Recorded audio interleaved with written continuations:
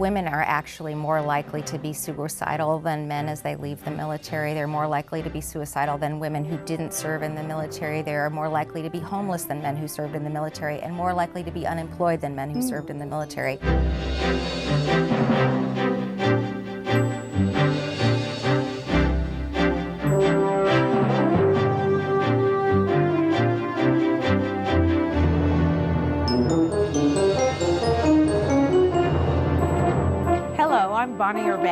Welcome to the Contrary. This week, in our continuing series on women thought leaders, the Servicewomen and Women Veterans Congressional Caucus. Welcome. Really appreciate your being here. Let me start with you, Representative Houlihan. Tell me about the Women Veterans Caucus. How did it come about and what's its purpose? Sure. So it's the Servicewomen and Women Veterans Caucus, and it came about with a realization that the number of women who are in Congress who have served in the military doubled in the last 5 or 6 months. It went from 2 to 4.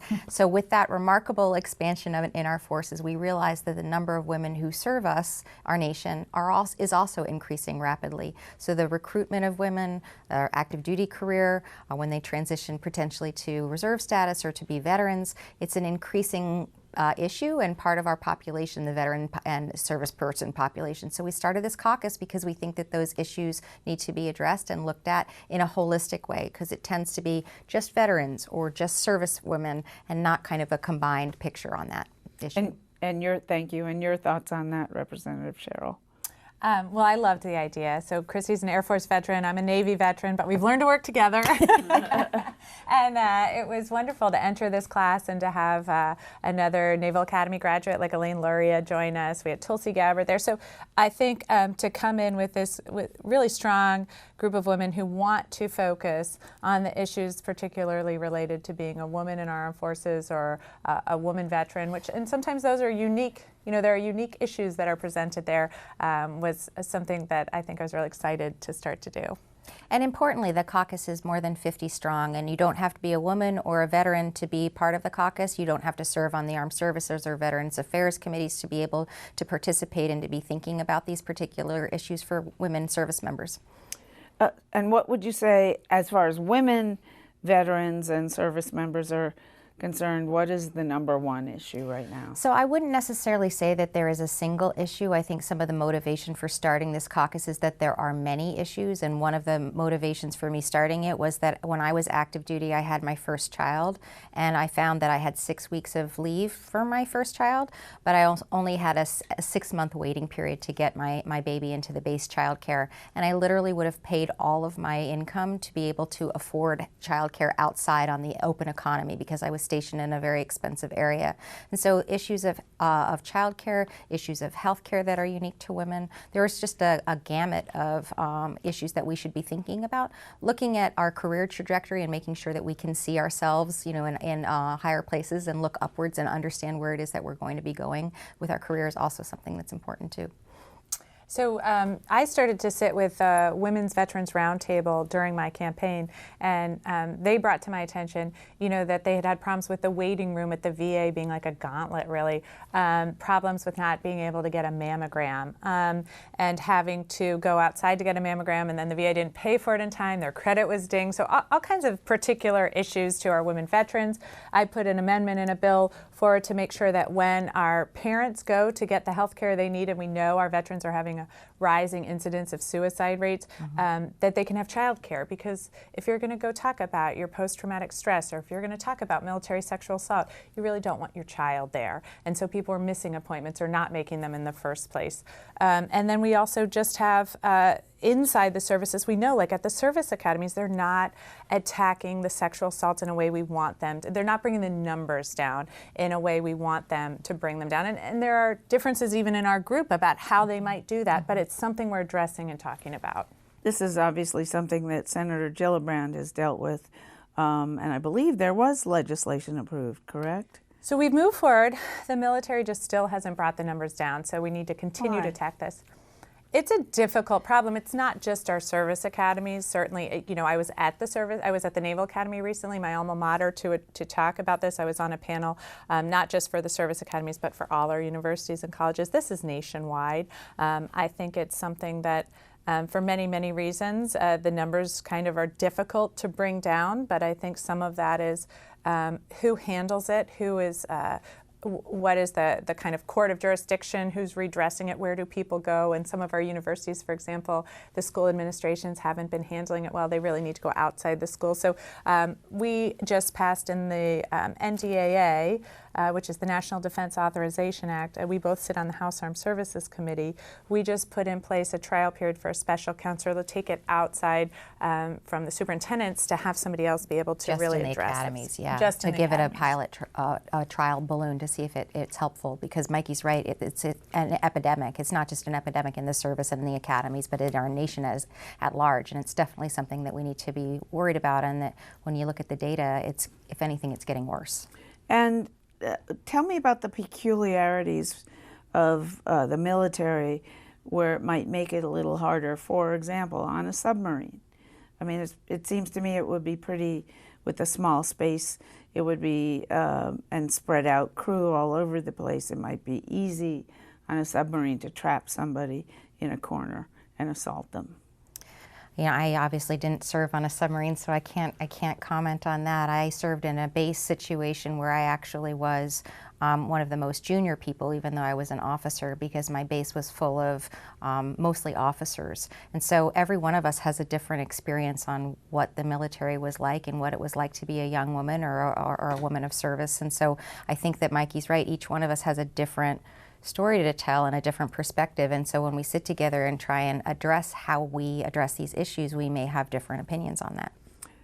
But again, I mean, you must have thoughts about ways in which, do you think all officers should have to go through sexual assault training so that they know how to deal with these problems fairly when they come before them? I think all of us should have some sort of sensitivity training in a variety of different ways, diversity and inclusion. Or even just rules, you know. Of course. You do this, then you do that, et cetera, down the line. Of course. And this is something we as a military have been working on for many years. I graduated in 1994, and 2 years prior, in 1992, we had the tailhook scandal, if you recall that, women being assaulted in a convention for some of our aviators. And so, you know, this is something the military has worked very hard to address. And I can tell you, when you are at a command with a great commanding officer who takes this seriously, who is invested in ensuring that everyone is valued and has a great workplace, you see great results. And sometimes you see that and sometimes you don't. But our military officers do go through, or at least they did when I was there, sexual harassment and assault training. And we're working very hard, not just to train the people in charge, but to train members of our armed forces to know what to do if they've been assaulted or harassed, to know how to address that and who to go to. And in the NDAA, as Mikey mentioned, we have a pilot program at the academies, but we also put forward an amendment that is about, if you observe something, if you see something, you say something, an investigation of whether or not we should put teeth into making sure that people who are observers of that sort of an assault are responsible to it, which I believe that they might need to be. Is there any way, do you think, that we should be perhaps screening people who apply to join the services to make sure, or are they already screened to make sure they don't have any kind of record of sexual assault or criminal behavior? This is a population, an issue of our nation. This is not an issue of, being able to screen for that. If we had the solution for this, we would have been able to solve it both at the national level and also in the military. This is not something that I think we can, sort through and be able to solve. It is a chronic issue, but I think importantly, the issue of the Servicewomen and Women's Veterans Caucus is that it's beyond that issue. Being a woman of service is not just about whether or not you feel safe on the job. It's also about your access to mammograms. It's also about your access to childcare. It's also about, for me, I was active duty, but my husband was not. He had never served in the military and never knew anybody who had. And being the one who's active duty and having the spouse who's the trailing spouse being male is a different set of situations as well. And so there's just a very large number of issues that servicewomen are confronting. At last check, I heard that the military services were 15% female. Is it more than I think that? it's about 18% now, coming up close to 20%. Okay. Yeah, and the officer corps, I think it's a little different in the enlisted group, and I think the expectation is that it will rise up to somewhere closer to 30% in the next decade or so. So, you know, women are 51% of our general population, and women veterans and women of service are going to become increasingly a larger population of people who are serving. When I graduated from the Naval Academy, under 10% of my class was women, and now I believe it's up to at least 23%. I know one friend of mine, his son got into the academy and his daughter went to the Merchant Marine Academy and said it was so hard for her because about 10 women from her high school graduating class had applied to the Naval Academy. So to see that kind of interest, to see the next generation kind of coming up, it's really I think for a lot of us women's veterans and service members, it's so exciting to see that next generation. And we do. We want people to be able to look and see somebody who looks like them, you know, who's made it through the ranks literally, and we want to make sure that people recognize that they too could be sitting in this seat, and it is really exciting. And Nike and I are just a few years apart, but it really, even in her couple years being younger than me, the service was different in terms of the access that she had to different jobs that weren't open to me. So we're making enormous progress. The military is known, obviously, as a place where one can acquire amazing skills. But should there be any even greater effort made to train women, to give women extra skills they may need for solid employment when they leave the services? Well, I think one of the reasons why this Servicewomen and Women's Veterans Caucus is important is that women are actually more likely to be suicidal than men as they leave the military. They're more likely to be suicidal than women who didn't serve in the military. They are more likely to be homeless than men who served in the military, and more likely to be unemployed than men who served in the military. And so this is really an issue. And so some of the things that we can be thinking about is, why is that? Why is it when somebody exits the military that they don't necessarily find a landing spot? How can we make sure that they do? What is different about them and their skills versus their male counterparts? And I would argue probably nothing. It may be just a matter of how that woman is presenting herself, how she's marketing herself, and that's for men as well. You know, I think a lot of our people get out of the military and they have a resume that's beautiful with enormous set of skills that are very relevant to the civilian economy, but they don't know how to market that. They're used to the acronyms of the military, or you know, kind of what their specialty code tells them that they know how to do, but civilians don't speak like that, and we need to figure out how to make sure that the women and men are able to transition to the civilian economy. And I'll ask you that in a second, but you mentioned that women are more likely to be suicidal. Is that because they have different responses to exposure to PTSD? I don't think that we can say that, but I do know that what we can say is that right now women don't feel as though the VA is for them. Back to Mikey's point, they feel sort of less than welcome in the VA, and they're maybe not being socialized to seek help from the services that are provided for them. And one of the things that we were early on with this caucus able to do was to say, listen, the Air Force has a program that takes 4 hours of training as a woman transitions from active duty into being a veteran, tells her about the benefits that are available to her. That program demonstrably makes a difference in terms of whether or not she will access a VA and whether or not she will be more or less likely to be suicidal or to, you know, seek help. And we have that program that's working in the Air Force, and our group said, hey, how about the Navy? Hey, how about the Army? Hey, can you take this program that's working and make it work for other people, for more women? And hopefully that'll end up with fewer women feeling isolated. And your thoughts about the training question I asked? So it was a really interesting question. We've looked a little bit at that. Why, you know, how can we ensure that our women service members can succeed as women veterans? And I think Chrissy's exactly right. A lot of women don't self-identify as veterans when they leave in the same numbers as the men do. You know, trying to make sure we make that connection. So we're looking at, you know, putting money into outreach, so that the Veterans Association can reach out to the women in the community to bring them in and to let them know about the programs that are available.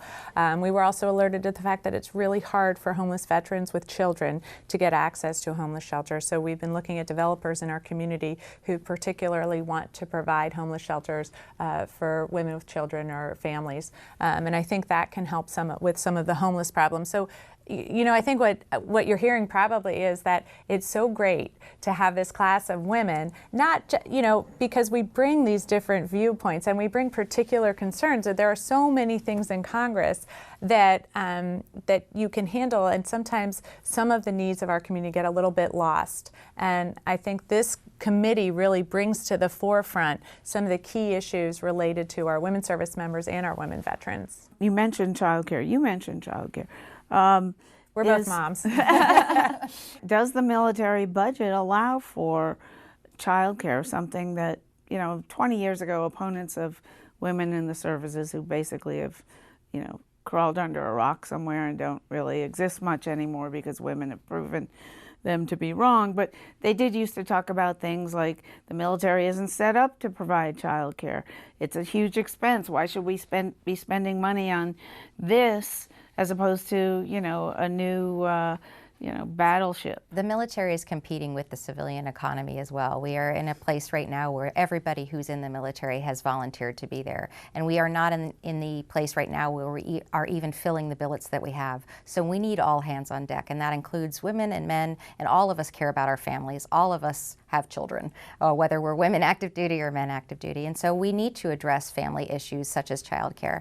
And in the NDAA, we actually have an amendment that we just put in that talks about the fact that we should be able to have more accessibility on the open economy, that we need to be better at certifying and subsidizing child cares that are available on the open economy. If we have, where we do right now, I think, a year-long waiting list. It's not gotten better since I was, a young mom. It's gotten worse. And this is something that's really critical too to our deploying forces. So the Navy's generally an all-deployable force. You can't have family members, you can't have parents deploying not knowing that their kids are being taken care of at home. And so it's critical to all the members of our military so that we can have the best readiness, so that we can have the best warfighters possible. The Veterans Administration, I actually have a friend who's an ALJ deciding cases when benefits are denied by the VA, and she says she always rules, just about always rules, in favor of the veteran coming from a military family. But are there special needs that women have that the VA isn't meeting? Well, Mikey brought one up, which is I have a VA in my community in Coatesville, and they do not have a full-time OBGYN on staff. And so 2 days a month, the OB visits our site, and if you happen to be fortunate enough to get an appointment, then you can go and have an exam or whatever you need. But that means that the other 28 or 29 days of the month, that's not happening for them. And so that means they have to travel to Philadelphia if they can, and they need to maybe pay out of pocket if they can. And so, yeah, there's an acute need right there where we're not serving women, and there are particularly specific health needs, and we need to be doing a better job of that. Mikey also brought up mammograms. Almost everybody in the civilian sector right now has access to 3D mammogram technology through their health care. The VA doesn't provide that, and nor does the TRICARE, which is the system that my mother is on. My mom is a Navy wife. My dad served a Navy career, so she and my dad are on TRICARE. And so she doesn't have access to that modern technology that most of us here do.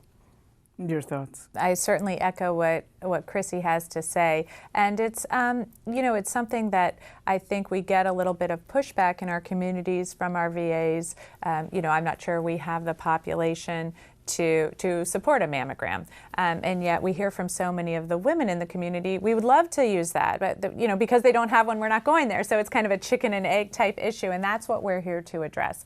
That's the kind of attention to this issue we're here to point out, because women are the fastest growing population of veterans in the country. It's going to continue to grow, as we've seen. So right now is the time to start to weigh in on these critical issues. What's the situation, particularly overseas, women deployed who become pregnant with abortion at, bases, for example, in Afghanistan?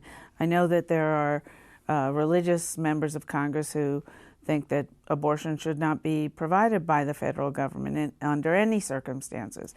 I can't talk into that situation. I'm not sure what the actual legislation or law is. There was a conversation during our NDAA markup about this issue, particularly with relationship to Plan B, which my understanding is as it currently stands, that is something that's authorized.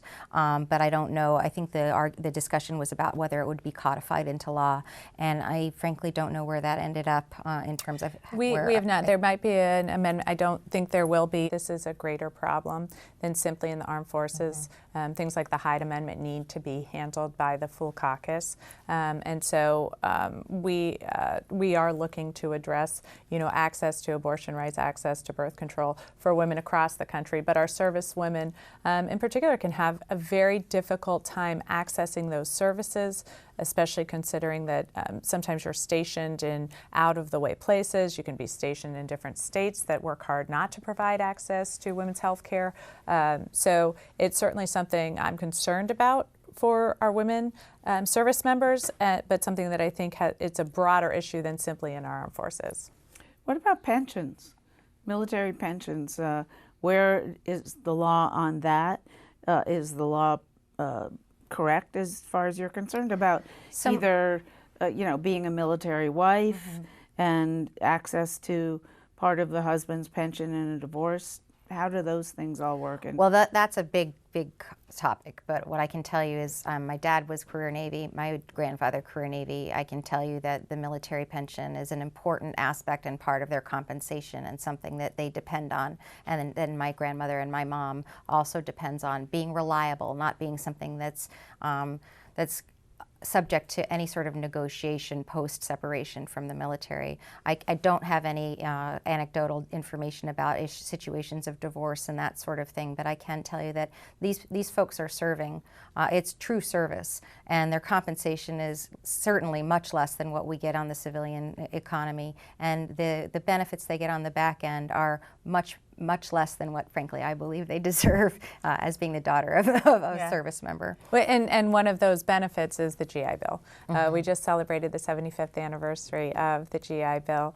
The speaker spoke about having the pen that was used to sign it into law by FDR and how impressed she was. So that is something that I think has been critical to our service members.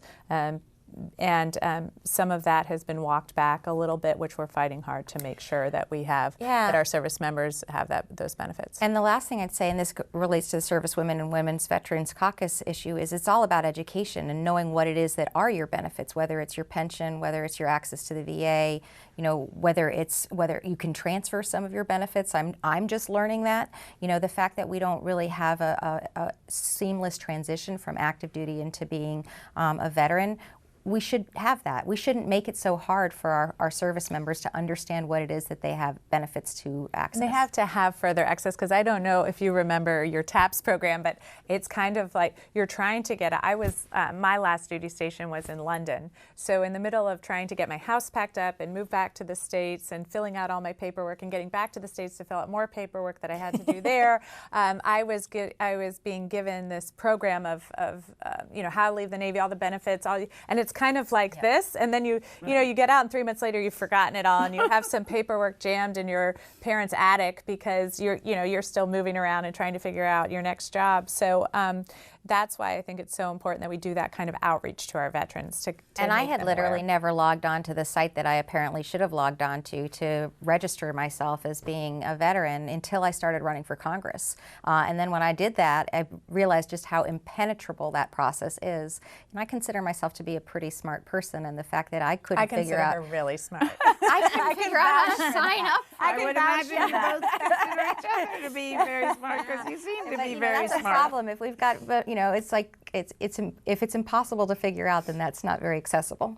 And we've talked about sexual assault and problems with access to birth control. Would you say that there's still a lot of gender bias in the military? Did you experience it? I think, I can say that I experienced it. It's been a while since I've been in the military. I suspect that it's probably a lot like when I was in, that you have commands that are run very well, where there is very little, if any, gender bias, and then you probably have commands that are not run as well. And a lot of that starts at the top. And I think a lot of us are losing a little patience for that, simply because we are sometimes hearing the same excuses that I've heard 20 years ago, and we've really moved past that. And as Chrissy said, we are a fully volunteer force. There is no way our military can function right now without the women who serve. And so to make sure that they are being treated, every bit as well as the men who serve, I think is critically important. Well, I want to thank you both. This has been a pleasure and very enlightening. Congresswoman Mikey Sherrill of New Jersey, Democrat of New Jersey, and Chrissy Houlihan, Democrat of Pennsylvania. Thank you so much for your time, and good luck with your fight for women and men in the military services. Thanks so much for Thank you for having having us. Absolutely.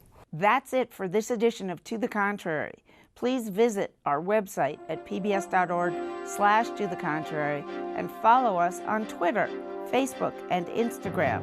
And whether you agree or think to the contrary, please join us next week.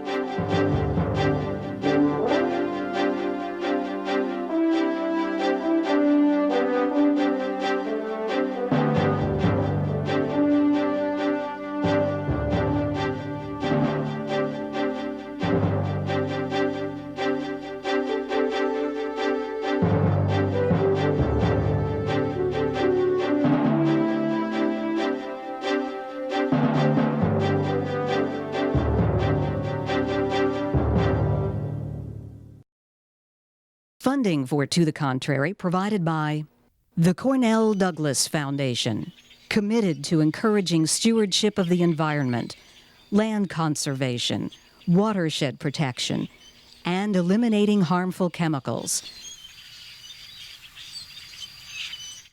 Additional funding provided by the Wallace Genetic Foundation, the Colcom Foundation, and the Charles A. Freoff Foundation.